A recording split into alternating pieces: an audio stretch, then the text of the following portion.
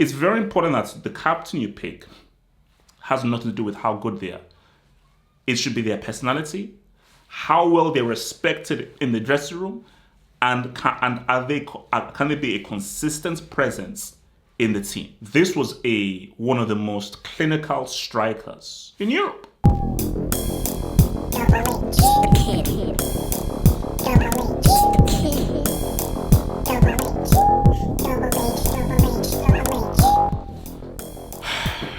Aubameyang, man. Aubameyang. Look, it's the right move. It's the right move. But like, for this thing, I want to talk about captains.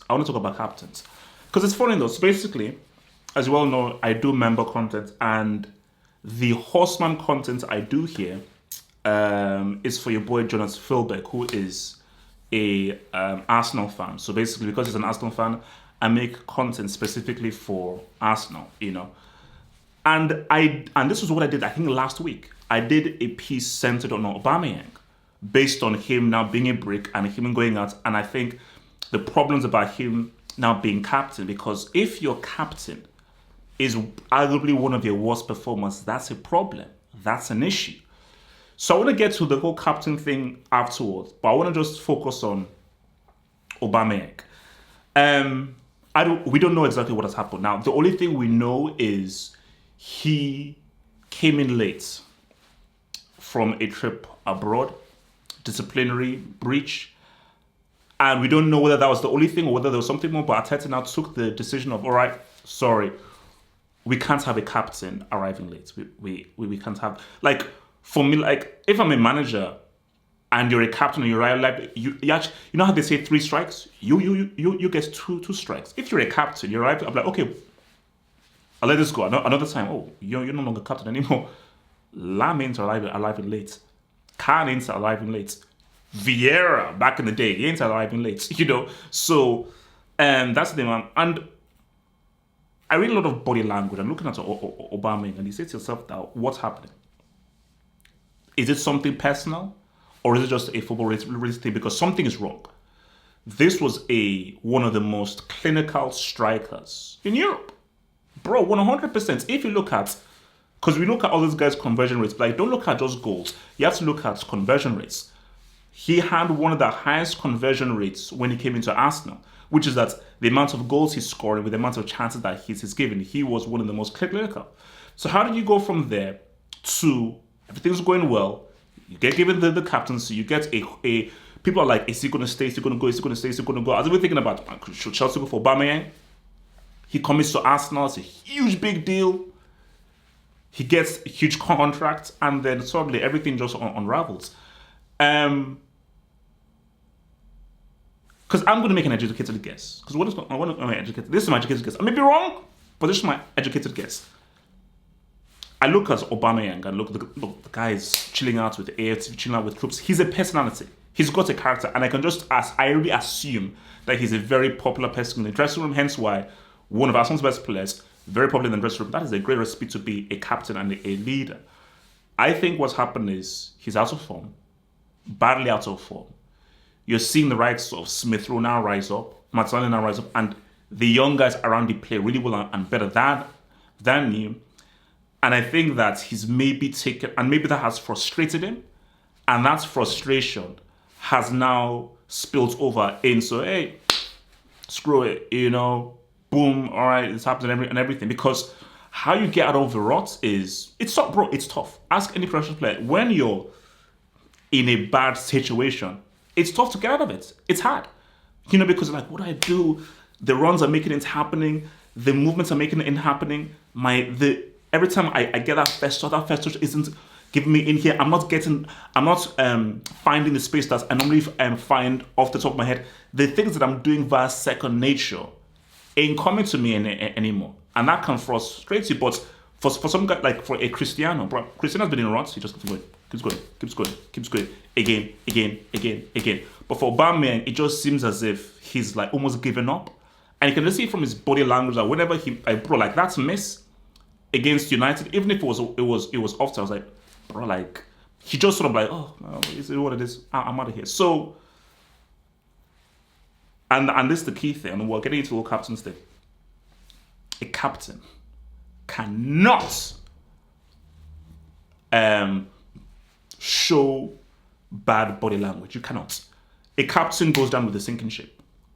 Until the final minutes, a captain is always, he's running with the troops and he's setting the example. For me, I always put, for me, the best example of a captain for me, that's a funny thing, we don't say like the best captains. I should actually do a top 5 of best captains, but one of the best captains for me, like, I don't know, maybe it's the German thing in me, man, but Kahn was a great captain. Just look at his personality and how he was like, boom.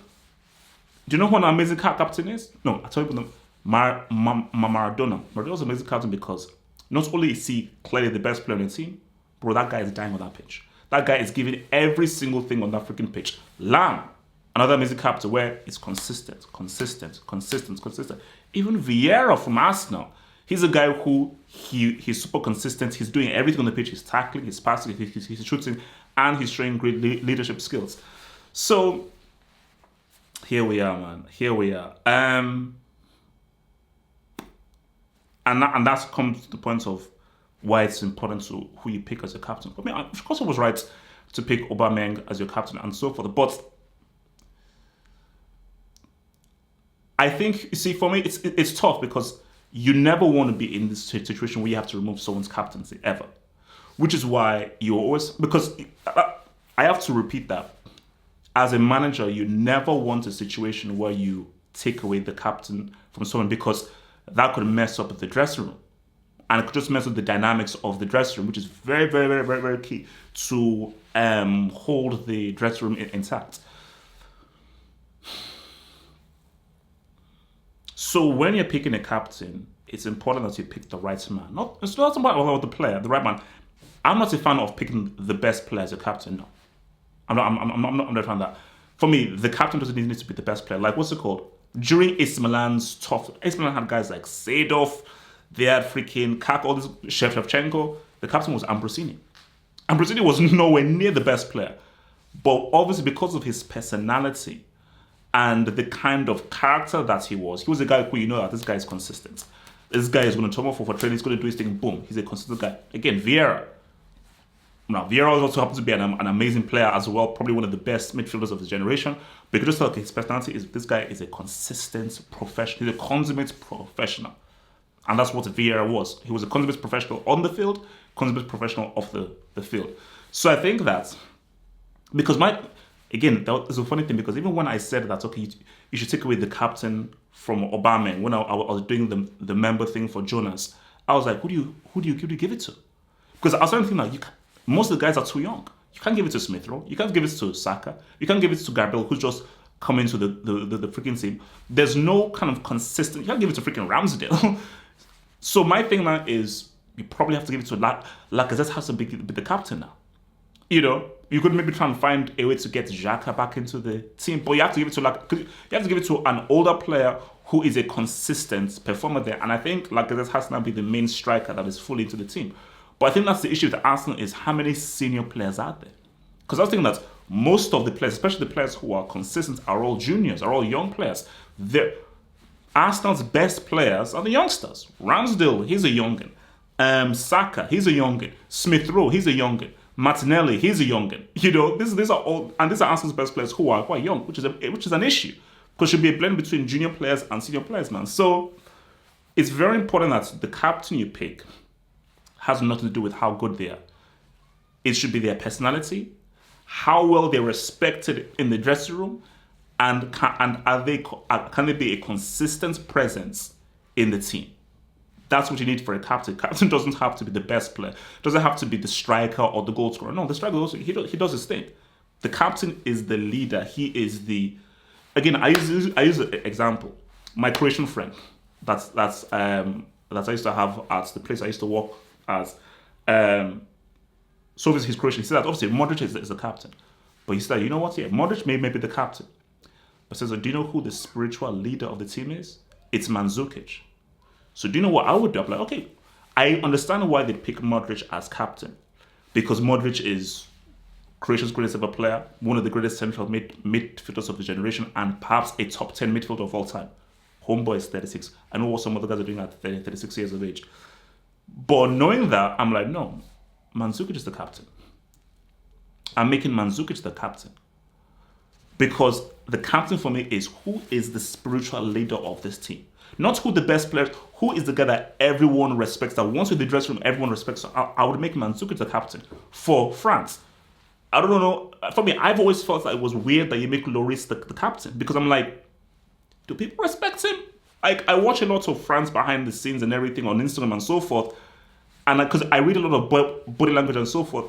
I don't think Lloris is a guy that everyone gravitates towards. Bro, Pogba should be the captain. Pogba should be the captain of France because that is clearly the spiritual leader and the guy that everyone gravitates towards. Because my thing is, if Pogba is giving that speech that he obviously gave at the World Cup final, if he's the guy giving that speech, not Lloris, bro, Pogba should be the captain. You know, the captain is who is the guy that is like a magnet for every other place. Like, yeah, this guy. Once he speaks, and I know him. Once he speaks, I know him. So Arteta, it's a big move to make. It's a big move to make because Aubameyang is popular in the dressing room. And Arteta, I don't know how well respected Arteta is. Because Arteta, you're not Pep or Klopp. See, if Pep or Klopp make a decision, if Klopp decided to strip Henderson of the captaincy, it wouldn't mean anything because of the respect that Klopp commands. If Pep decided to strip, is it Gundogan of the captaincy or the De Bruyne because they've ended the rest of like, no, bro. Pep Klopp, they do it. Arteta. Okay, you've won an FA Cup here and there. You're on the same standing as your boys. You ain't on the same standing of your boys, man. So it's going to be interesting to see how all this unfolds, man. So guys, like, subscribe, comment below. Let me hear your thoughts. And yeah, man, choose your captain wisely.